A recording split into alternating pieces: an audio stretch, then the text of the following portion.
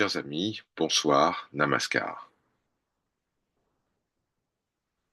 Aujourd'hui, nous partageons les versets 662 à 681 du Guru Vachaka Kovai, la collection des paroles du Gourou, un recueil des enseignements de Sri Ramana Maharshi, compilé par son disciple Sri Muruganar.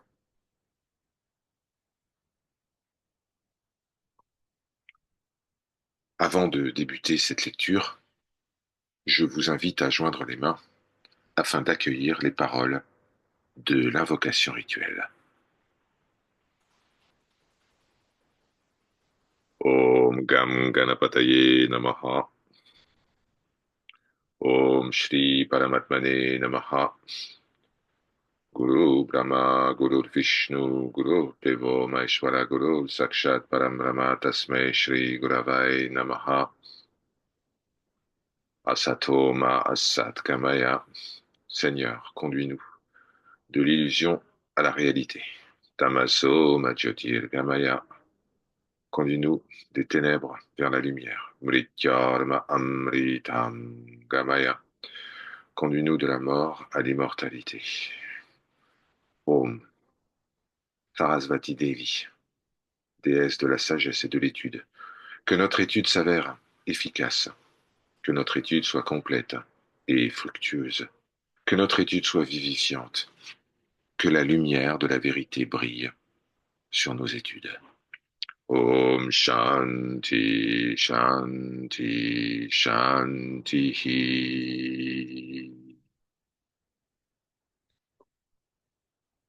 Verset 662. Si les pratiques prescrites par les Védas ne vous procurent pas une dévotion véritable et concentrée envers le Seigneur, sachez que tous vos efforts acharnés pour pratiquer tout cela seront vains. Verset 663. Ceux qui adorent Dieu, que certains nomment Allah, obtiendront tous les bienfaits, le bonheur, ayant éteint tout le feu de la souffrance de la vie imaginaire qu'ils mènent à cause de nombreuses actions accomplies dans le passé. Verset 664. Oubliant tout ce qui doit être obtenu, que ce soit dans ce monde ou dans l'autre, supportant parfaitement et patiemment tous les obstacles qui se présentent, ne se laissant pas décourager par la pauvreté du corps et de l'esprit. Vivez, vivez selon la grâce du Seigneur. Verset 665. Pour les sages, qui aspirent seulement à atteindre le Seigneur Shiva, il est préférable de vivre en tant qu'objet de pitié aux yeux des gens du monde, plutôt que d'être envié. Verset 666. Sachez ceci, que selon sa volonté, sa loi et son plan, à chaque instant, à chaque jour, les 5 fonctions du Seigneur, création, subsistance, destruction, voilement et grâce, se dérouleront parfaitement et sans interruption dans l'univers, un univers rempli d'objets mobiles et immobiles. Verset 667. À chaque instant, c'est-à-dire des millions de fois par seconde, chaque atome de l'univers est détruit et recréé. Puisque cela se produit sans cesse, il semble que les objets de l'univers soient les mêmes objets existant continuellement. Mais ce n'est pas le cas.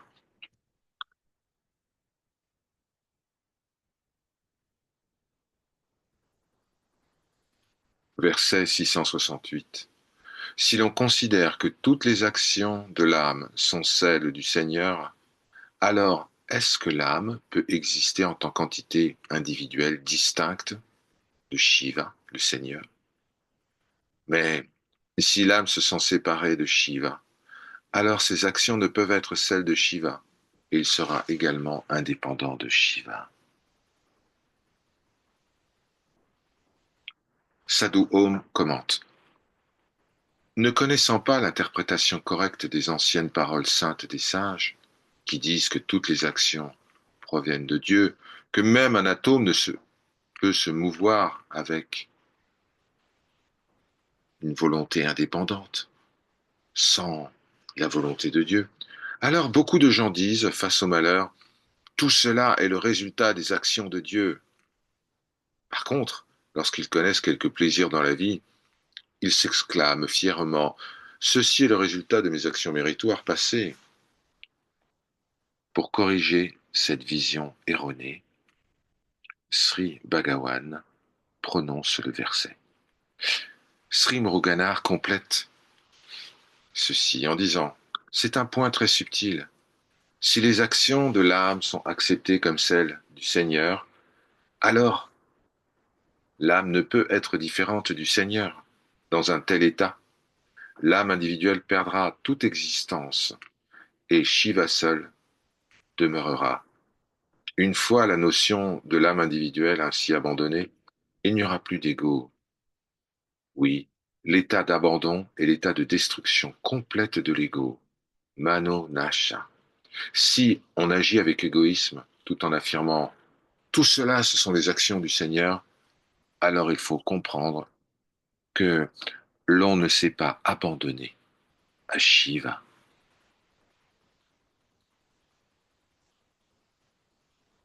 Verset 669. La création du Seigneur n'est pas contraignante. Seule la création mentale de l'âme individuelle, qui est une construction imaginaire, est contraignante.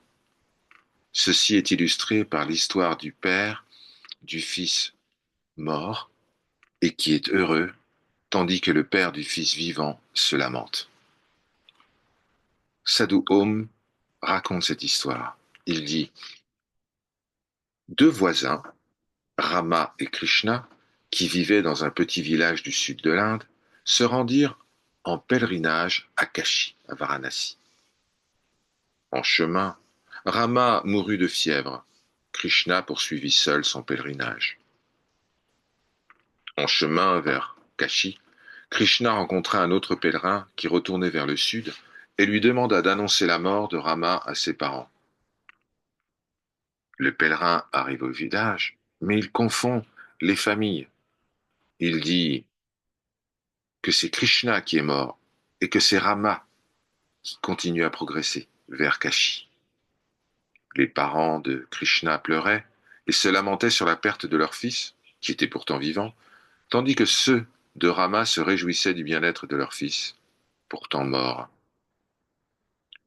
La connaissance erronée des parents n'était-elle pas la cause de leur malheur et de leur bonheur respectifs? De même, la cause des souffrances de la naissance et de la mort, vécues par les âmes individuelles, n'est que connaissance erronée, une construction mentale selon laquelle je suis le corps. Par conséquent, l'idée, la croyance de je suis le corps, qui n'est qu'une création de l'esprit, est la seule cause de l'asservissement. C'est pourquoi Sri Ramana Maharshi dit dans ce verset, seule la conception de l'âme individuelle, qui est une construction imaginaire, seule celle-là est un attachement, une contrainte. Verset 670. Dans l'immense création du Seigneur, il y a le Jnana Guru, c'est-à-dire le Seigneur sous forme humaine, qui permet d'atteindre Jnanista, c'est-à-dire l'établissement dans la connaissance, l'état libre de tout conditionnement, de toute tendance. C'est le Jnana Guru qui permet à ceux qui imaginent être un corps et un mental, qui leur permet de se souvenir de leur véritable nature.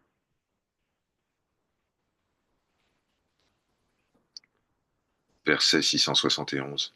Le corps physique, le prana, c'est-à-dire l'énergie vitale, les indriyas, les organes des sens et de l'action, le mental, l'intellect, l'ego ne sont pas le véritable je. Même l'ignorance, vécue en sommeil profond, et qui est dénuée de toute connaissance sensorielle et de toute action, n'est pas le je. Verset 672. Puisque tous les objets qui ne sont pas le je, qui ont été mentionnés au verset précédent, perdent leur existence s'ils ne sont pas reliés à la réalité, et puisqu'aucun d'eux ne peut avoir d'existence ou de conscience en dehors de la réalité, tout ceci, qui doivent être considérés comme inexistants, asat, et insensibles, tchada, ne peuvent être la réalité. Verset 673. En rejetant tous les objets mentionnés ci-dessus, identifiés à tort comme moi, je, par la pratique du discernement, rendant ainsi irréelle la pseudo-projection du monde et du corps, l'un, sans aucune attache, brille en tant que je suis ce que je suis.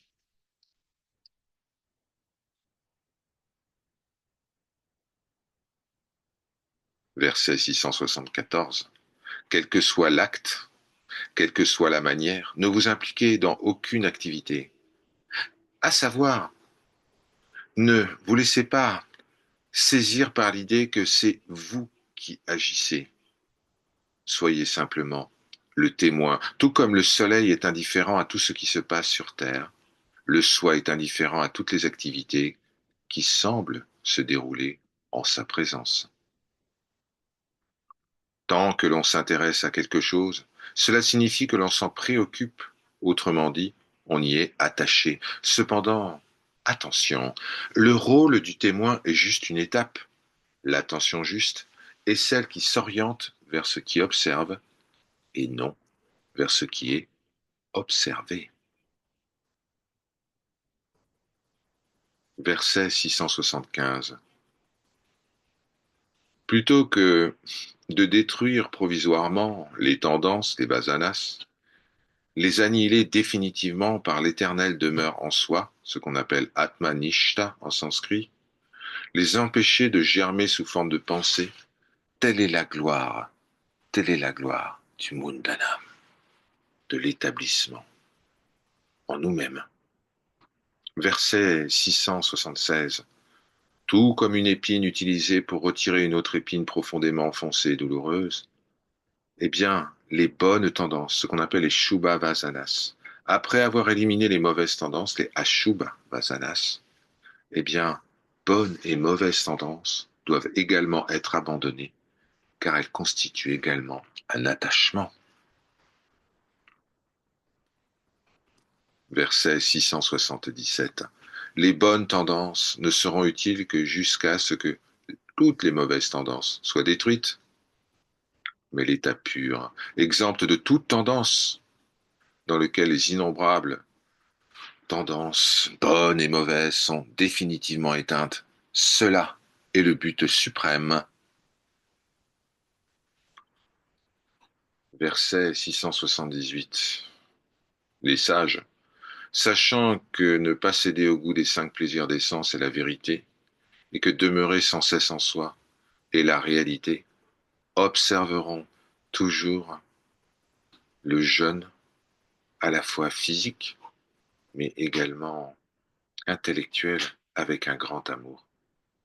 Sadhu Om précise, le véritable jeûne ne consiste pas à s'abstenir de nourrir l'estomac, mais à s'abstenir de nourrir les 5 sens en ne leur fournissant pas d'objets à observer. Le mot mentionné par Bhagawan, Upavasa, signifie littéralement vivre à côté ou près de quelque chose. Le véritable Upavasa constitue l'obligation suivante, demeurer constamment en soi sans le quitter.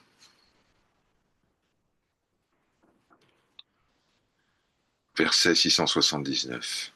Puisque la régulation alimentaire développe la qualité sattvique, pure, transparente, de l'esprit, Elle contribuera grandement à la recherche du soi. Par conséquent, à quoi bon, par confusion, aspirer à d'autres observances? La simple régulation alimentaire suffit. On appelle cela mita sattva, consommer des choses pures en quantité modérée. Mais, nous l'avons vu au verset précédent, l'alimentation ne concerne pas simplement l'estomac, mais tous les sens et l'esprit. Verset 681. Si les Écritures recommandent la propreté corporelle, acharas, c'est uniquement pour abandonner complètement l'attachement au corps, grâce au détachement acquis en sachant concrètement que, malgré des nettoyages répétés quotidiens, le corps charnel reste constamment sale. Verset 681. Lorsque les Védas recommandent d'épouser une fille, leur motivation profonde n'est-elle pas de renoncer au désir des plaisirs insignifiants? De même, lorsque les Védas recommandent de pratiquer les offrandes, les sacrifices, leur motivation profonde n'est-elle pas de renoncer à tout désir des plaisirs célestes qui découlent de la pratique des offrandes? Ali Om Tat Sat. Ceci est parole de vérité. Om Namo Bhagavate Shri Arunachala Ramanaya.